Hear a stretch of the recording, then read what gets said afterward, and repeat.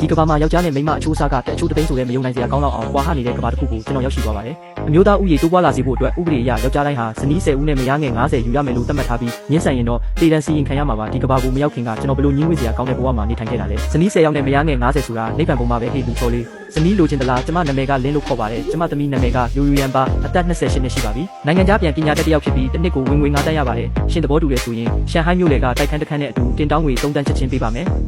ယူရန်ကတော့တကယ်ကိုချုံမောလှပသူပါအခုဆိုရင်ကျမအချိုးစားကတဦးနဲ့1000အထိထူးကြသွားလို့ယောက်ျားလေးတွေဟာတကယ်ကိုအဖိုးတန်ပစ္စည်းလိုဖြစ်နေပြီးမိန်းကလေးတွေအတွက်လက်မမီနိုင်တဲ့အခြေအနေပါဟေ့လူချောလေး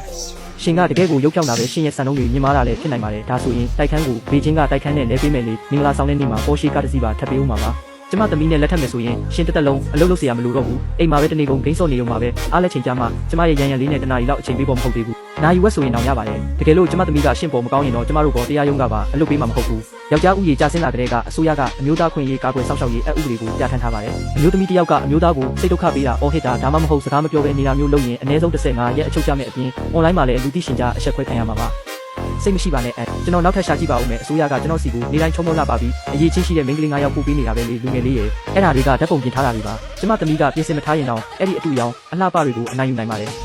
အခုဆိုရင်မိမအယောက်ပေါင်းများစွာကခင်မိုးတစ်ယောက်တည်းကိုဝိုင်းလူနေရတာပါမိန်းကလေးတွေကြားထဲမှာတိုင်ဆိုင်မှုကအရန်ပြင်းထန်ပါတယ်ကျမရဲ့ရန်ရန်လေးတာအခုမလက်ထက်ရရင်သူ့တက်မှာယောက်ျားတစ်ယောက်နဲ့ဆုံတွေ့ရတော့မှာမဟုတ်ဘူးဒီလိုပြောနေတော့မှပဲတခြားအန်တီကြီးတွေကလည်းယောက်ျားလေးတစ်ယောက်ကိုတွေ့သွားပြီးဝိုင်းလာကြပါတယ်ပထမအန်တီလူငယ်လေးကျမသမီးကအသက်18နှစ်ပဲရှိသေးတယ်အရွယ်ကောင်းလေးပါအိမ်မှာနေတက္ကသိုလ်မှာတက်နေတာဒုတိယအန်တီနာမည်ကြီးကျောင်းဆိုတာဘာရေးလဲအိမ်မှာနေရတာပဲဟာတတိယအန်တီကျမသမီးကအသက်16နှစ်ပဲရှိသေးတယ်အရန်လူပြူတာကျမတို့ကချမ်းသာတော့သမီးအတွက်တင်တောင်းငွေတန်း100ပေးမယ်ရုပ်ရည်ကအိုမင်းသွားနိုင်ပြီမဲ့ငွေကြေးကမှတကယ်ပျော်ရွှင်မှုကိုပေးနိုင်တာဟေ့မရန်ဖြစ်ကြတဲ့ဦးဒါကအမျိုးသားကိုနှောက်ယှက်တာပဲကျမရဲခေါ်လိုက်မယ်ဟဲလို့ကိုတလားကျမကိုမိမတွေဝိုင်းထားလို့ပါလို့တယောက်ကအော်ပြောပေမဲ့ဘယ်သူမှဘီးမဆိုင်ကြပါဘူးစတုထအန်တီမောင်ရင်